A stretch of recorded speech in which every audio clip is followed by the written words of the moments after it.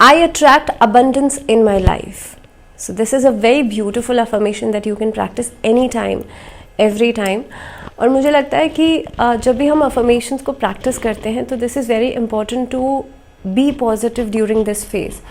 ऐसा नहीं है आपने ये affirmation सुबह practice किया और उसके बाद आप पूरे दिन भर negative हैं, पूरे दिन भर आप बहुत कुछ अपने दिमाग में सोच रहे हैं, आप ओवर थिंक कर रहे हैं. So when you practice affirmations उसका बहुत एक गहरा इम्पैक्ट आप लोगों के ऊपर पड़ता है अगर आप सबकॉन्शियसली उसे सेट कर रहे हैं.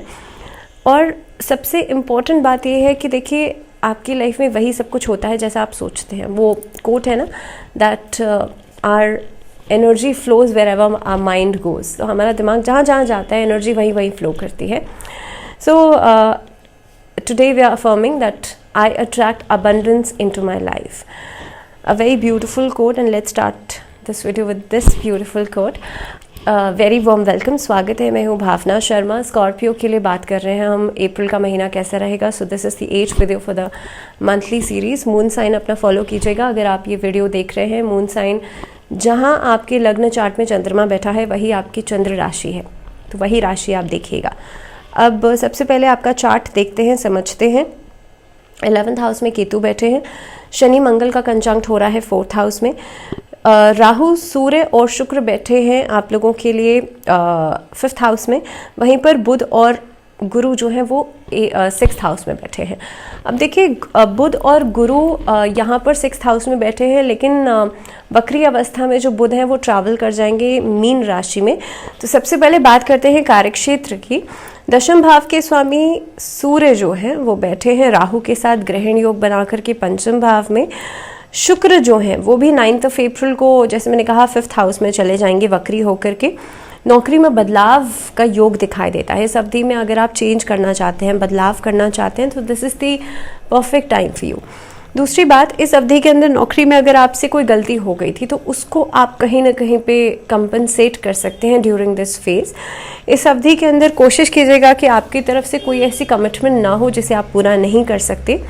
अगर कोई नई नौकरी की तलाश कर रहे हैं तब भी आप लोगों के लिए टाइम मैनेजमेंट बहुत इंपॉर्टेंट रहेगा. ज़रूरी यह है कि पुरानी नौकरी को छोड़ने से पहले नई नौकरी का ऑफर लेटर आपके हाथ में हो, तभी ये रिस्क लीजिएगा. नहीं तो ये महीना रिस्क लेने के लिए बहुत बढ़िया नहीं है.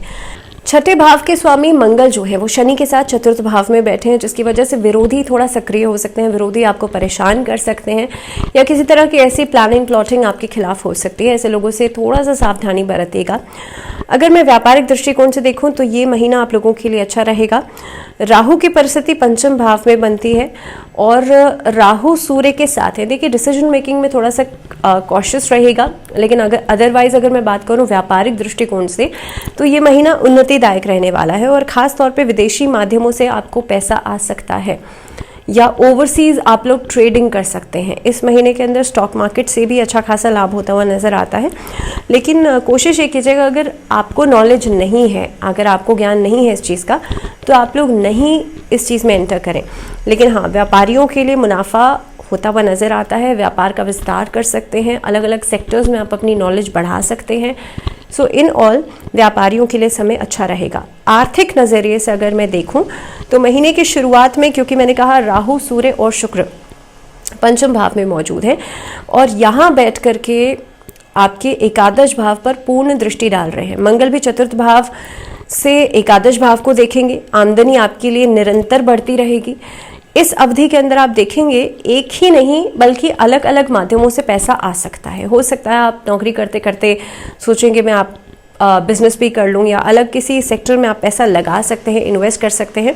महीने की शुरुआत में बृहस्पति और बुध आपके 6ठे भाव में बैठ कर के द्वादश भाव को देखेंगे तो खर्चे भी बढ़ेंगे, लेकिन उतनी तेज़ी से नहीं बढ़ेंगे.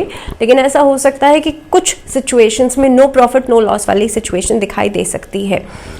अब दूसरी बात, इस अवधि के अंदर आपके लिए शुभ कार्यों के ऊपर पैसा खर्च हो सकता है. किसी मांगलिक कार्य के ऊपर हो सकता है, शादी विवाह के समारोह के ऊपर हो सकता है, किसी पूजा पाठ के ऊपर हो सकता है, किसी को डोनेट कर रहे हैं, इन चीज़ों के ऊपर पैसा खर्च हो सकता है. मंदिर के निर्माण में पैसा लग सकता है. ऐसी चीज़ों के ऊपर पैसा खर्च होता हुआ नजर आता है. मंगल 23 तारीख को पंचम भाव में बैठ कर के एकादश भाव को देखेंगे. खर्चों पर लगाम यहाँ से लगनी शुरू हो जाएगी. तो 23 अप्रैल के बाद आपके खर्चे अगर बढ़ भी रहे हैं तो यहाँ पर धीरे धीरे कम होना शुरू हो जाएंगे. और काफ़ी हद तक देखेंगे आर्थिक स्थिति आपके लिए मजबूत रहेगी। निवेश से लाभ होगा, लेकिन निवेश थोड़ा सा सोच समझ के कीजिएगा। अगर आप निवेश करना चाहते हैं शेयर मार्केट में लाभ होगा, लेकिन जैसे मैंने कहा कि if you have that sort of knowledge तभी लाभ होगा, बिना सोचे समझे इन्वेस्ट नहीं कीजिएगा। प्रॉपर्टी से लाभ हो सकता है बट 23 अप्रैल के बाद। अब स्वास्थ्य के दृष्टिकोण से बात कर लेते हैं तो देखिए ये महीना चतुर्थ भाव में शनि मंगल आपके लिए चेस्ट में कंजेशन लेकर के आएगा। इस अवधि के अंदर आप देख सकते हैं कमर में दर्द जैसी समस्याएं। पंचम भाव में राहु सूर्य शुक्र भी विराजमान है और यहाँ पर पेट से जुड़ी हुई समस्याएं पैदा हो सकती हैं। डिहाइड्रेशन जो है वो नजर आती है। आपके लिए जो भी आप खाना खा रहे हैं, जो आपकी ईटिंग हैबिट्स हैं, वो अगर आपने कंट्रोल नहीं करी तो समस्याएं बढ़ सकती हैं। बृहस्पति भी कहीं ना कहीं पे आप देख रहे हैं वक्री बुध के साथ छठे भाव में मौजूद रहेंगे। मोटापे से जुड़ी हुई समस्याएं आपको परेशान कर सकती हैं इस अवधि के अंदर। हालांकि सूर्य के मेष राशि में छठे भाव में 13 अप्रैल के बाद जब जाएंगे तो स्वास्थ्य में सुधार भी होगा और कहीं ना कहीं पे आपकी इम्यूनिटी बढ़ेगी। सो टिल 13 अप्रैल को ये ट्रांजिट होगा, 13 या 14 अप्रैल को। लेकिन मैं कह रही हूँ कि 15 अप्रैल के बाद ही आपको हेल्थ में सुधार नजर आएगा, उससे पहले थोड़ा सा एहतियात ज़रूर बरतिएगा। रिलेशनशिप्स के लिहाज से देख लेते हैं कि महीना कैसा रहेगा। देखिए रिश्तों के लिहाज से अगर बात की जाए तो आपके पार्टनर्स के साथ आपका रिश्ता जो है वो बेहतर स्थिति की तरफ आगे बढ़ेगा।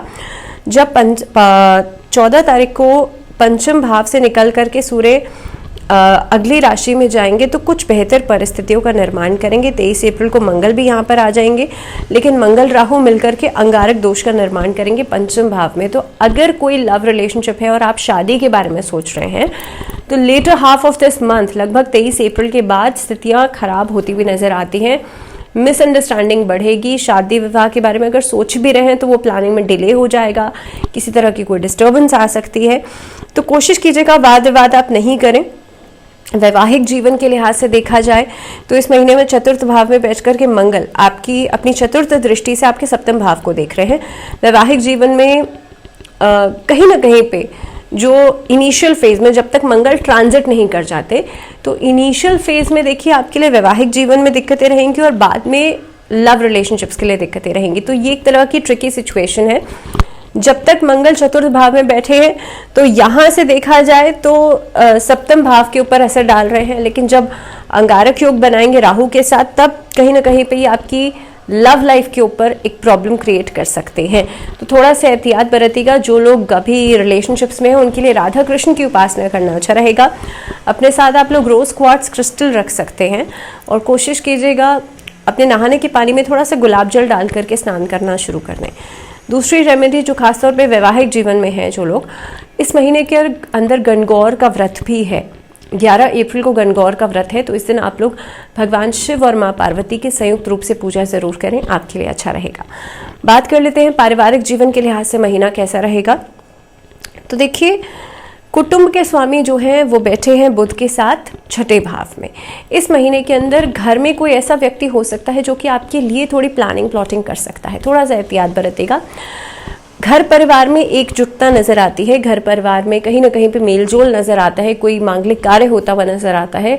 घर परिवार में आप देख सकते हैं कि इस महीने के अंदर कोई बड़ा समारोह हो सकता है जिसको होस्ट आप कर सकते हैं। तो इस तरह की परिस्थितियां बन सकती हैं। पुराने वाद विवाद इनिशियल फेज में सॉर्ट आउट होंगे, लेकिन 15 अप्रैल के बाद स्थितियां खराब हो सकती हैं। 15 अप्रैल के बाद भाई बहनों के बीच में आपस में जो परिस्थिति है वो इस तरह की बन सकती है। दूसरी बात, इस महीने के अंदर आप लोग देखेंगे अपनी मदर की हेल्थ को लेकर के थोड़ा सा कॉशियस रहें। शनि मंगल एक साथ चतुर्थ भाव में बैठे हैं, मदर की हेल्थ आपको परेशान कर सकती है, एक बड़ा मेजर कंसर्न हो सकता है आप लोगों के लिए। स्टूडेंट्स के लिए बात अगर मैं करूं, एजुकेशन की बात करूं, तो पंचम भाव में राहु सूर्य शुक्र बैठे हुए हैं। शुक्र ट्रांजिट करेंगे 24 अप्रैल को, सूर्य ट्रांजिट कर जाएंगे 14 अप्रैल को, लेकिन उससे पहले ग्रहण योग तो बना हुआ है। तो इसीलिए आपकी पढ़ाई में डिस्ट्रैक्शन आपको बहुत ज़्यादा दिखेगा during this time, during the 15 days of April.